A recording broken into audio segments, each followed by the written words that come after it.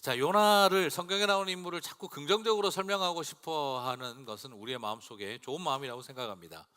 하지만 꼭 그렇지만은 않습니다. 1장에 바다에 나를 던지라 했던 것도 그리스도인으로서 자기 희생적 삶을 살아가는 아름다운 모습으로 묘사할 수도 있겠습니다.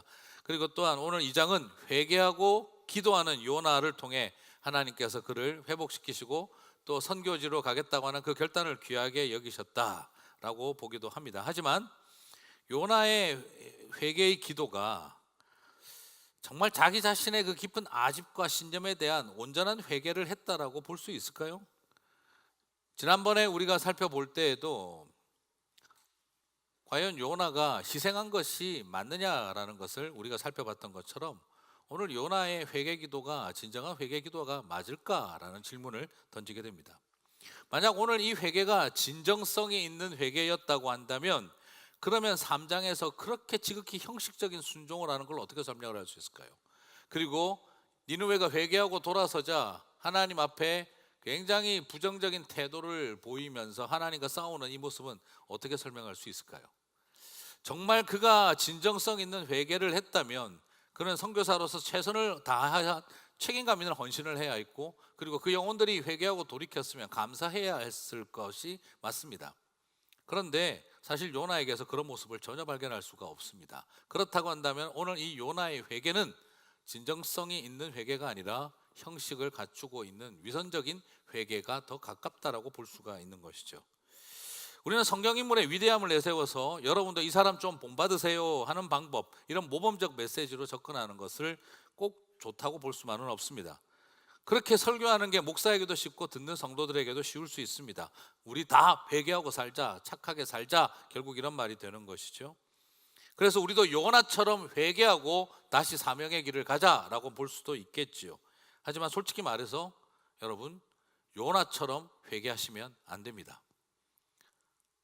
솔직히 말씀드려서 요나처럼 이렇게 기도하시면 안 됩니다. 그저 회개의 모양을 빌렸을 뿐이지 아집과 위선이 가득 찬, 그리고 그 속에는 화려한 미사어구만 가득 찼을 뿐이지 회개의 진정성이 존재하는 것이 아닙니다. 그래서 오늘 저는 이 요나의 회개를 주목하고 싶지 않습니다. 요나서의 주인공은 회개하는 요나가 아니라 여전히 용서하시는 하나님이십니다. 요나서 2장은 훌륭한 회개를 보여주는 장이 아니라 이런 위선적인 회개에도 불구하고 용서하고 사랑하시는 하나님의 은혜가 중심이 되고 있다는 걸 보셔야 합니다. 오히려 우리가 주목해야 할 것은 여전히 아집을 벗어나지 못한 요나의 위선적 회개에도 불구하고 여전히 그를 용납하고 살리시는 하나님의 은혜입니다. 그래서 저는 오늘 여러분과 함께 요나의 회개 기도가 얼마나 훌륭한지를 설명하지 않겠습니다. 훌륭한 듯 보이는 요나의 회개 기도 속에 지독한 자기 아집이 꼭꼭 숨어 있는 숨바꼭질을 발견할 수 있을 것입니다. 오늘 저의 역할은 순례입니다. 그래서 요나의 아집을, 위선을, 숨어 있는 이 숨바꼭질하고 있는 요나의 아집과 위선을 찾아내어서 꼭꼭 찍어내어서 얼마나 안 될 기도인지를 설명을 해드리겠습니다. 그럼에도 불구하고 하나님의 은혜가 얼마나 귀한지를 보겠습니다. 자, 이런 아집스러운 회개에도 불구하고 하나님 은혜를 베푸시는데 제가 해야 할 역할은 아집을 찍어내는 일을 해야 되는 일이 조금 아쉽기는 합니다만, 그래도 어떡하겠습니까? 그렇게 해야 하나님의 은혜가 더 드러날 거라고 생각합니다. 천국 가서 만나기 힘든 분들이 참 많습니다. 잘 요나가 이해해 주실 거라고 믿고 자, 같이 계속 살펴보도록 하겠습니다. 요나는 회개 속에 자신의 깊은 아직을 꼭꼭 숨겨두었습니다. 하나님은 회개 속에 숨겨진 아집보다 아집 속에 있는 작은 회개 하나에 그냥 마음을 주셨습니다. 저는 그 은혜를 살펴봤으면 좋겠습니다. 그렇습니다. 우리가 회개를 잘해서 하나님이 우리를 용서하는 것이 아니라 위선적 회개에도 불구하고 하나님이 우리를 불쌍히 여기신다는 것, 그것을 기억했으면 좋겠습니다. 자, 지난주 설교를 제가 한마디로 정리하라 그러면 사자성어로 요나의 점입가경이라고 할 수 있겠고요. 오늘은 요나의 적반하장이라고 제가 할 수 있을 것 같습니다.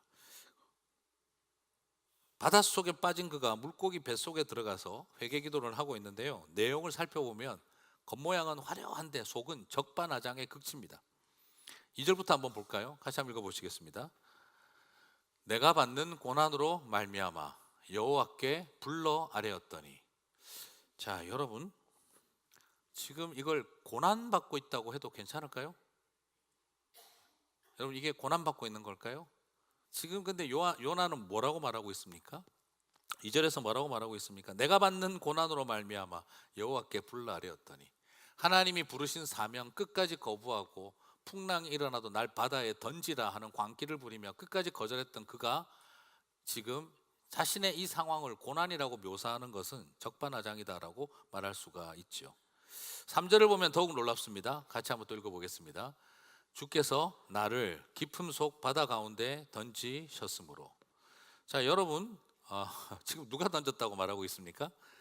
주님이 나를 깊은 바다 속에 던졌다. 주님이 던지셨습니까? 아니면 자기가 사람들 보고 던지라고 했습니까?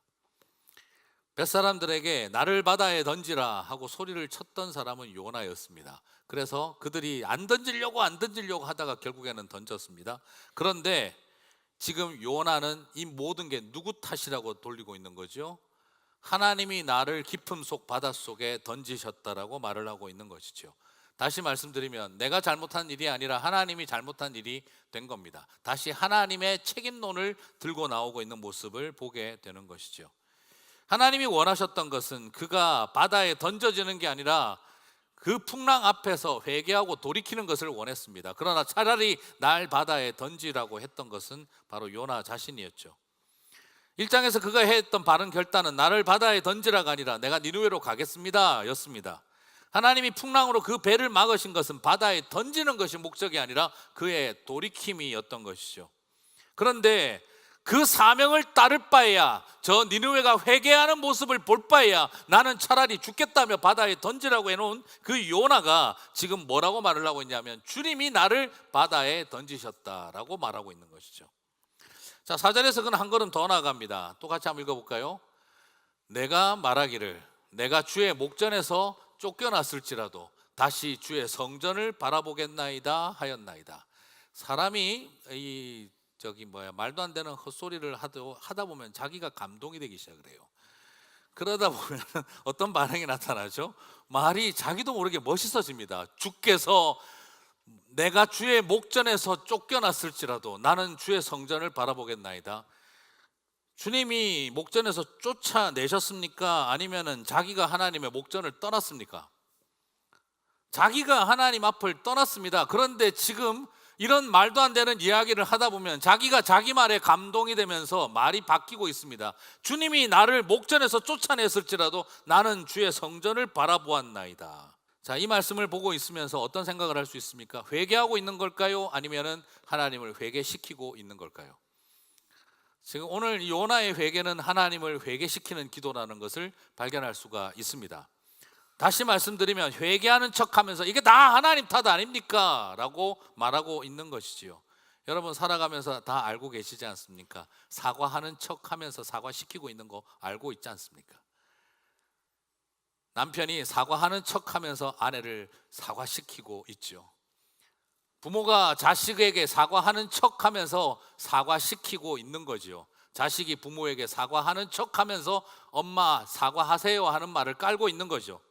교인끼리 사과하는 척하면서 네가 사과해야지 하는 배경을 깔고 있는 거죠. 오늘 하나님 앞에 회개하는 척하면서 하나님 책임 아닙니까? 라는 것을 깔고 있는 게 오늘 바로 이 요나의 이야기 속에 있는 회개기도입니다.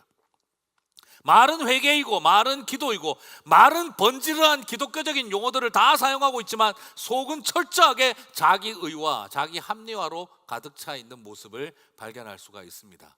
그러므로 여러분 요나처럼 회개하시면 안 된다 이 말인 것이죠. 오늘 기도에서 그의 기도는 수사학적으로 참 아름답고 멋진 표현이 가득합니다. 그래서 많은 성도들이 요나서 2장을 읽으면 헷갈립니다. 참 아름다운 기도다, 참 아름다운 회개다, 정말 하나님이 감동할 만한 그런 회개 기도가 아닐까. 한편에 시와 같은 표현들이 넘치는구나. 여러분 진짜 회개하면 좋은 표현할 시간이 있을까요? 내가 주의 목전에서 쫓겨났으나 나는 성전을 바라보았나이다. 여러분 진짜 회개하면 그런 기도 나옵니까? 지금 이것이 얼마나 위선적인 허구로 가득 차 있는 건지를 보셔야 됩니다.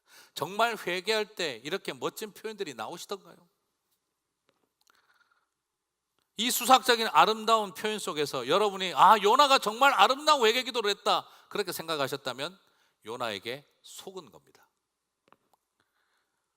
이 수학적 아름다운 표현 속에서 그의 교만과 자기 중심적인 그리고 자기 의를 얼마나 숨기고 깔고 있는지를 우리는 살펴볼 수가 있습니다. 오늘 본문 중에 기도는 1절부터 9절까지입니다. 그런데 1절부터 9절 사이에 내가라고 하는 1인칭 단수 주격, 속격, 목적격 1인칭 단수형 내가라고 하는 이 말만 히브리어 원어로 1절에서 9절 사이에 23번이 나오고 있는 것을 발견할 수 있습니다. 모든 것의 중심이 누굽니까? 나 요나가 되고 있다는 것이죠. 다 내가 잘한 겁니다.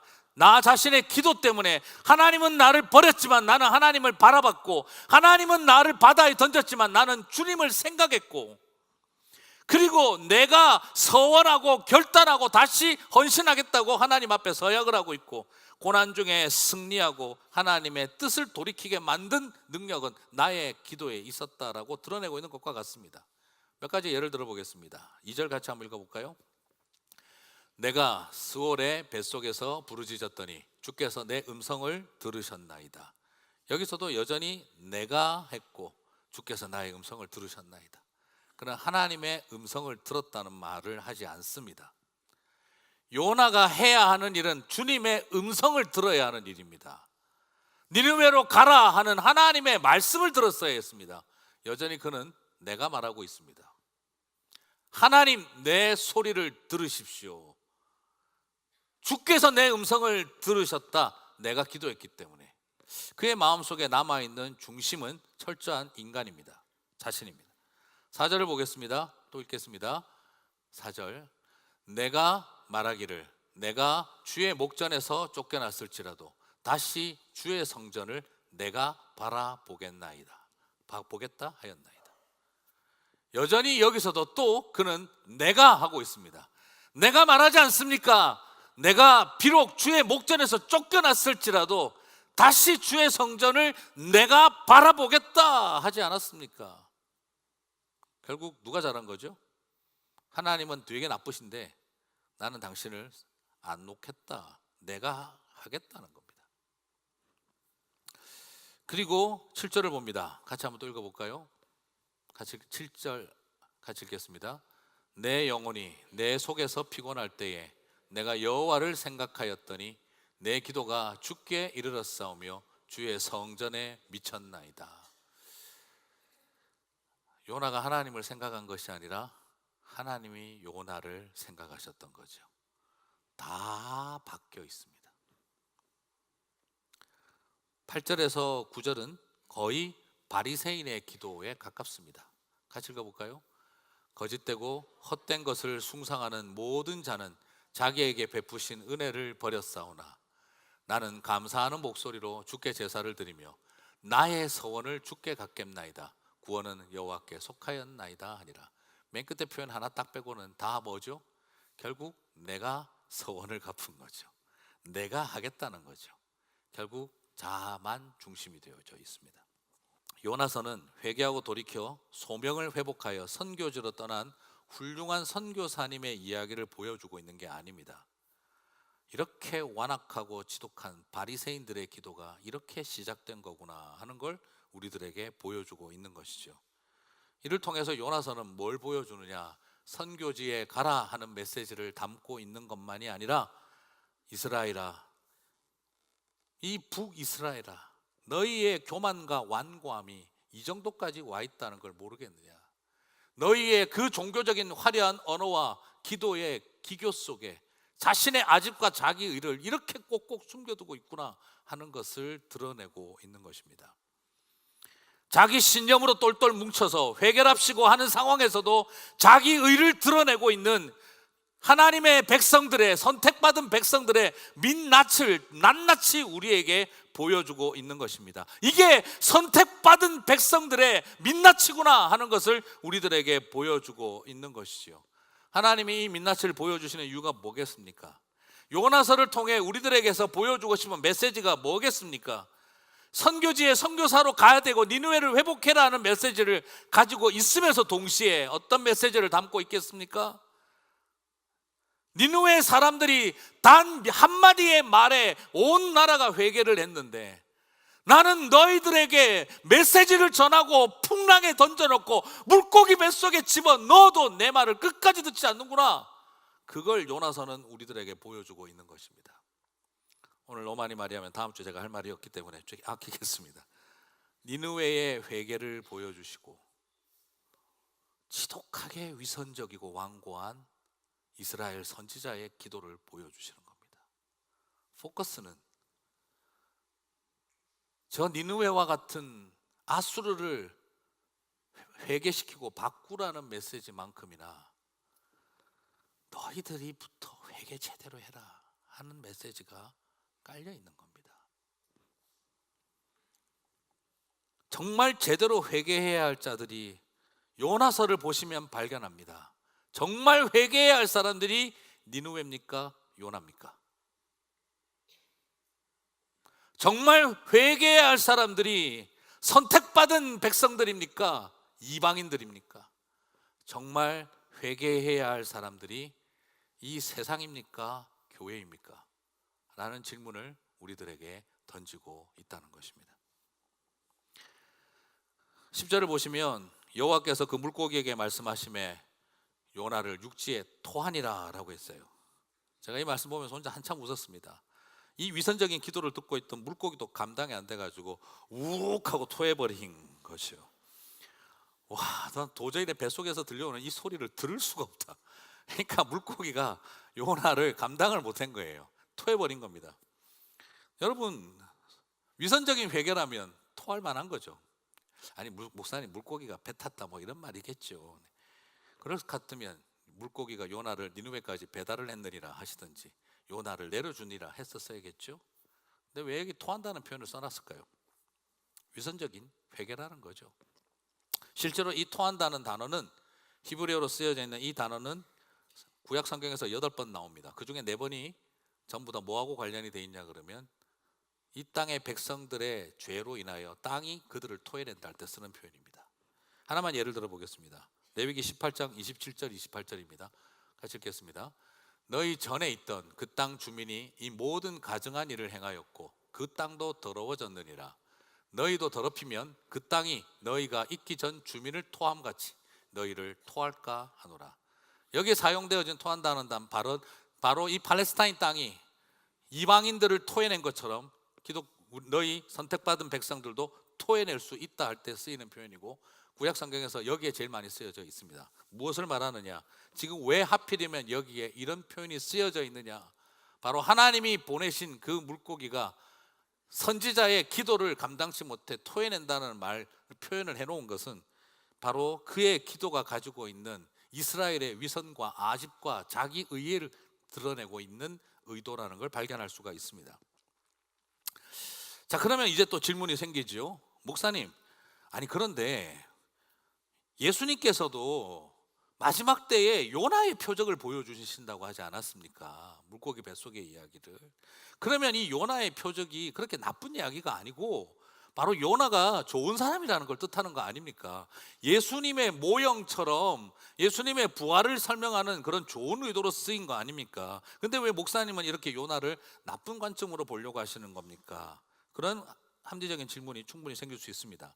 하지만 이 말씀은 요나의 표적밖에 보일 게 없다라고 하는 이 말씀의 의도는 요나가 예수님처럼 훌륭한 분이라는 뜻이 절대 아닙니다. 여러분, 구속사적 성경 해석을 하시는 분들이 이 모형론의 개념을 잘못 이해하면 자꾸 성경의 인물이 예수님처럼 훌륭한 것처럼 생각을 하는데요, 그렇게 접근하다 보면 문제가 될 수 있겠죠. 지금 여기에서 의도는 요나가 예수님을 모형으로 보여줄 만큼 훌륭한 선지자라는 것을 보여주는 의도가 아닙니다. 오히려 요나의 격을 높이지 마시고 예수님이 죄인들까지 낮아지셨다라는 측면에서 이해하셔야 합니다. 요나가 예수님 레벨이다라는 말이 아니고 예수님이 로마 같은 인생들을 끌어안으셨다라는 뜻으로 보셔야 한다는 거지, 요나를 예수님 레벨로 좋게 보실 이유가 없다 이 말입니다. 요나는 불순종의 상징입니다. 그리고 어떻게 요나를 예수님과 비교할 수가 있겠습니까? 요나는 자기 의로 똘똘 뭉친 철저한 북이스라엘 번영과 북이스라엘의 패권과 그런 소위 국가신학을 가지고 있었던 철저한 유대 민족주의, 그 당시 예수님 시대 때 바리새인들하고 똑같은 사람들입니다. 우리 민족 잘 되고 우리 민족 번영하고 저 이방인들은 아예 대상도 아니고 그리고 우리만 먹고 살아야 한다라고 생각하는 철저한 국가주의 애국신학자요, 번영의 신학자였습니다. 예수님이 그런 분과 같은 급이 될 수가 없는 겁니다. 그러면 뭘 말하느냐? 예수님이 요나와 같이 지독한 불순종과 죄인들, 그 불순종과 죄인들의 자기 의에 빠져 있는 사람들을 다 끌어안고 나에게 담당하셔서 내가 그들의 죄를 담당하여 죽으셨다는 뜻입니다. 그리고 예수님이 사흘 뒤에 부활하심으로 그들에게도 생명의 길이 열렸다는 뜻입니다. 요나와 같은 지독한 죄인들을 위해 그들과 함께 죽으시고 그들과 함께 다시 살아나 너희 같은 내가 요나를 살린 것처럼, 요나에게 다시 기회를 준 것처럼 너희들도 내가 다시 살리고 다시 하나님의 길을 걸어갈 수 있게 해주겠다는 그 의미로서 나의 죽음과 나의 부활이 너희에게도 표적이 될 것이다 라고 이야기를 하셨다는 것이죠. 이 악하고 음란한 세대, 바리새인과 사두개인과 지독한 율법주의와 자기 의에 똘똘 뭉쳐 회개하지 않는 그 이스라엘의 요나 같은 사람들을 내가 너희들도 다 끌어안아 내가 같이 십자가에서 죽고 그런 요나를 사흘 뒤에 살린 것처럼 너희들에게 다시 그 부활의 생명을 주겠다는 것이죠. 이 엄청난 표적을 내가 너희들한테 보여주겠다, 이 의도지 요나가 예수님과 같은 급을 가질 만한 그런 선한 모형으로 설명한 게 아니다 이 말입니다. 이런 요나 같은 자도 내가 다시 살린 것처럼 나를 죽이는 너희도 다시 살릴게, 이게 표적이죠. 그래서 은혜라는 것입니다. 그래서 요나서는 헌신적인 선교사의 이야기를 보고 있는 게 아니라 이 위선적인 선교사도 위에서 죽으시고 다시 살리시는 하나님의 은혜를 보여주고 있는 것입니다. 예수님의 모형 같은 요나가 아니라 죄인들을 끌어안은 예수님, 요나 같은 죄인들을 다시 살리시는 하나님의 은혜, 그게 요나의 표적입니다. 사랑하는 성도 여러분, 중요한 핵심은 죄인들을 살리시는 하나님의 은혜입니다. 요나의 훌륭한 회개를 보지 마시고 이런 사람들을 위해서, 저와 여러분을 위해서 죽으시고 부활하신 예수님을 보게 되시기를 주님의 이름으로 축복합니다. 회개 속에 아집이 가득한 요나의 기도. 하지만 여러분, 저는 오늘 여러분에게 다시 한번 말씀드리는 게 이 회개가 그를 살린 게 아니에요. 여러분, 물고기 오늘 순서를 한번 잘 보세요. 회개한 덕택에 물고기 뱃속에 들어간 겁니까? 아니면 하나님이 살려놓고 자기가 물고기 뱃속에서 살아난 걸 알고 난 다음에 회개랍시고 한 것입니까? 순서상으로 본다면 회개가 선행된 게 아닙니다.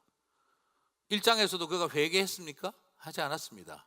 2장에서 회개 기도가 나왔습니다. 살리기 전이 아니라 살린 다음입니다. 아마 여러분 아시는 것처럼 회개가 구원의 선행 요건이 되는 게 아닙니다. 회개도 내 의가 될까? 그렇지 않습니다. 어떤 의미에서 하나님은 우리를 용서하고 사랑하신 다음 저와 여러분이 회개하기를 기다리시는 것이죠. 회개가 요나를 살린 것이 아닙니다. 하나님의 은혜는 네가 회개 잘하면 살려준다는 공식으로 존재하지 않습니다. 그저 한량없는 은혜일 뿐입니다. 교만한 기도였지만 그래도 딱 한 구절, 9절 맨 끝에 정말 그 거짓과 위선과 자기 의로 가득 찬 기도 맨 끝자락에 딱 한마디, 그래도 선지자 같은 기도 하나 나왔습니다. 그게 무엇이었습니까? 9절, 구원은 여호와께 속하였나이다. 지금까지 다 1인칭 단수, 1인칭 단수, 1인칭 단수를 외치다가 마지막 9절 끝자락에 처음으로 구원은 여호와 하나님께로 말미암습니다 라고 딱 한마디 제대로 고백했습니다. 여러분, 우리 하나님은 어떤 분이시냐? 죄송합니다. 약간 좀 거칠게 표현하면 99%의 헛소리를 듣지 않으시고 딱 1%의 말 같은 말 하나 때문에 모든 것을 참으셨던 분이시다라는 겁니다. 그렇습니다. 이게 은혜인 것이죠.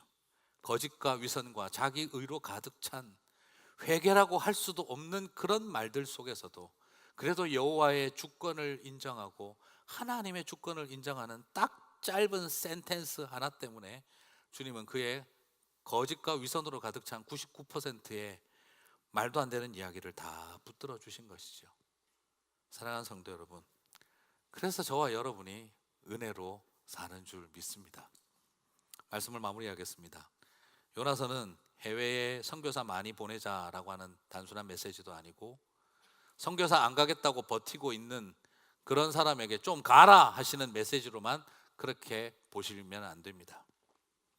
그래서 이 요나서는 목사님들, 선교사님들하고 관련된 이야기지 우리랑 전혀 상관없는 이야기라고 생각하시면 안 됩니다. 이게 다 우리의 모습입니다. 바로 철저한 자기의와 자아 중심을 벗어나지 못한 우리의 민낯을 그대로 드러내어 놓은 모습, 목사가 되고 선교지에 가도 여전히 변하지 않는 우리의 모습, 교회에서 직분자가 되고 장로가 되고 권사가 되고 해도 여전히 없어지지 않는 우리 안에 있는 이 모습, 그거를 보여주고 있는 것입니다. 아무리 선택받은 백성이고 부름받은 사람이었다 하더라도 여전히 버리지 못하는 자기의와 철저한 자기중심적 사고를 우리들에게 보여주고 있는 모습이 바로 오늘 이 내용인 것이죠. 이것이 이스라엘아 너희들의 모습이다. 요나 같은 바리새인과 제사장들아, 이것이 바로 너희들의 모습이다. 그래서 마지막 때에 니느웨 사람들이 너희들을 정죄할 날이 올 거다라고 하는 메시지가 바로 이 속에 담겨 있는 것입니다. 난 니느웨 회개만큼이나 내 백성 너희들의 회개를 보고 싶다. 그 메시지가 흐르고 있는 것입니다.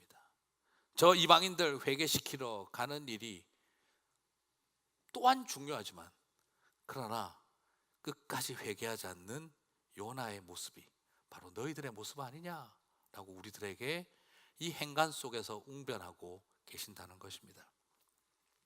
연약한 우리들입니다. 아직도 덜 죽은 자아를 봅니다. 아집에 사로잡혀 회개를 해도 죽음에서 날 살려줘도 내가 잘한 것처럼 내가 하고 있는 인생이 우리들의 모습입니다. 그런데 요나의 하나님은 요나의 아집보다 그 어설픈 회개지만 단 한 문장 하나님의 주권을 인정한 그 고백 때문에 모든 것을 지워주셨습니다. 그것이 은혜입니다. 사랑하는 성도 여러분, 지금 저와 여러분이 뭘 잘해서 여기에 있는 것이 아니라 끊임없이 우리를 사랑하고 품어주신 은혜 때문에 저와 여러분이 여기에 있는 줄 믿습니다.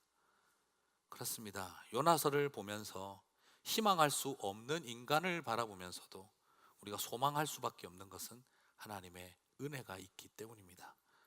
소망은 하나님의 은혜에 있습니다.